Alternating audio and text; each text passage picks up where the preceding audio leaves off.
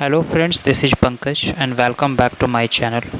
दोस्तों, current affairs की new series मैं आप लोगों के लिए लेकर आया हूं, जो कि 7 सितंबर से 12 सितंबर के बीच जो भी समसामयिक घटनाएं हुई हैं, जो कि आने वाली परीक्षाओं के दृष्टिकोण से काफ़ी महत्वपूर्ण है दोस्तों। तो उम्मीद करता हूं कि आपको ये वीडियो काफ़ी पसंद आएगा। तो सेशन की शुरुआत करते हैं। पहला प्रश्न है कि ब्रिक्स खेल 2021 की मेजबानी जिस देश को सौंपी गई है वह देश है भारत। 2 नंबर प्रश्न है कि जिस देश के वित्त मंत्री और संचार मंत्री युवराज खाटीवारा ने अपने पद से इस्तीफा दे दिया है वह देश है नेपाल। शिक्षक दिवस जिस दिन मनाया जाता है वह है 5 सितंबर। तो दोस्तों बता दूं मैं कि शिक्षक दिवस डॉक्टर सर्वपल्ली राधाकृष्णन के जन्म दिवस के अवसर पर ही मनाया जाता है। प्रथम अंतर्राष्ट्रीय स्वच्छ वायु दिवस जब मनाया जाता है वह है 7 सितंबर। जम्मू कश्मीर के उपराज्यपाल मनोज सिन्हा का प्रमुख सचिव जिसे नियुक्त किया गया है वह है IAS नीतीश्वर कुमार। जिस राज्य ने ईज ऑफ डूइंग बिजनेस 2019 की रैंकिंग में शीर्ष स्थान प्राप्त किया है वह राज्य है आंध्र प्रदेश।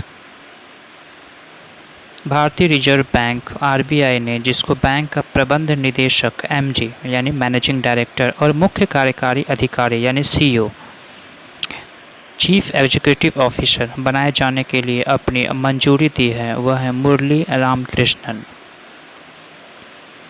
हाल ही में तुर्की ने पूर्वी भूमध्य सागर में जिस देश के द्वारा एक नौसैनिक अभ्यास के आयोजन की घोषणा किया है वह देश है रूस। जीवन बीमा कंपनी बजाज आलियांज ने जिस अभिनेता को अपना नया ब्रांड एम्बेसडर नियुक्त किया है वह है आयुष्मान खुराना। केंद्र सरकार ने तमिलनाडु के जिस जिले को राज्य का पूरी तरह डिजिटल अर्थव्यवस्था वाला पहला जिला घोषित किया है वह जिला है विरुधुनगर। इटालियन ग्रैंड प्रिक्स 2020 का विजेता है पियरे गैसली। भारत के जिस रेडियो खगोल विज्ञान के जनक का महाराष्ट्र के पुणे में निधन हो गया वह है डॉक्टर गोविंद स्वरूप। वह देश जो हाइपरसोनिक प्रौद्योगिकी निर्देशक यान तैयार करने वाला दुनिया का चौथा देश बन गया है वह है भारत। विश्व साक्षरता दिवस जिस दिन मनाया जाता है वह तिथि है 8 सितंबर। वोडाफोन और आइडिया कंपनी ने हाल ही में मिलकर कंपनी को यह नया नाम रखा है V for Vodafone, I for idea. आने वाली प्रतियोगिता परीक्षाओं के दृष्टिकोण से काफ़ी महत्वपूर्ण सवाल है, हो सके तो आप इसे नोट भी करते जाएंगे मित्रों। वह राज्य जिसमें पर्यटन को बढ़ावा देने हेतु नदियों में क्रूज चलने की शुरुआत की जाएगी ओडिशा। जिस राज्य सरकार ने हाल ही में एक पुरानी योजना SVAYEM योजना को फिर से लॉन्च किया है वह राज्य है असम। दिल्ली उच्च न्यायालय ने केंद्र सरकार को असम राइफल्स के लिए दोहरी नियंत्रण संरचना को समाप्त करने अथवा उसे बनाए रखने को लेकर निर्णय लेने हेतु जितने सप्ताह का समय दिया है वह है 12 सप्ताह। सुप्रीम कोर्ट के आदेश के मुताबिक राज्यों को सरकारी विज्ञापनों की विषय वस्तु के नियमन के बारे में जितने सदस्यों की समिति का गठन करना है वह है 3। फिच रेटिंग्स ने चालू वित्त वर्ष 2020-21 में भारतीय अर्थव्यवस्था में जितने प्रतिशत की भारी गिरावट का अनुमान लगाया है वह है 10.5%। हाल ही में जिस तेलुगु फिल्म अभिनेता का दिल का दौरा पड़ने से 74 साल की उम्र में निधन हो गया वह है जयप्रकाश रेड्डी। अंतर्राष्ट्रीय फुटबॉल में 100 गोल करने वाले दुनिया का दूसरा खिलाड़ी जो बन गया है वो है क्रिस्टियानो रोनाल्डो। नई राष्ट्रीय शिक्षा नीति को लागू करने वाला देश का पहला राज्य बन गया है हिमाचल प्रदेश।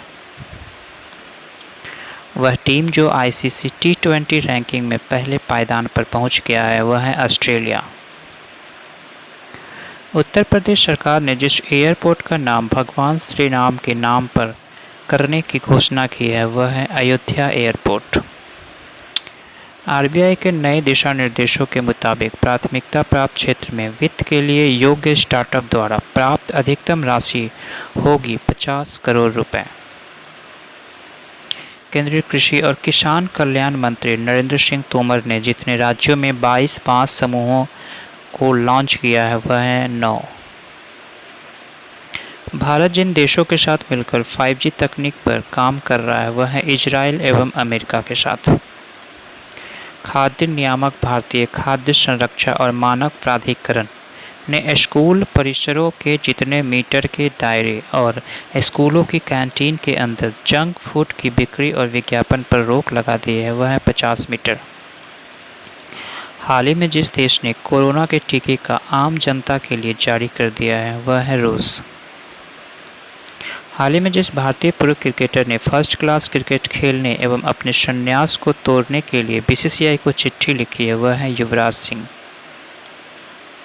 इंग्लैंड का जो खिलाड़ी ICC T20 बल्लेबाज की रैंकिंग में प्रथम पायदान पर पहुंच गया है वह है डेविड मलान।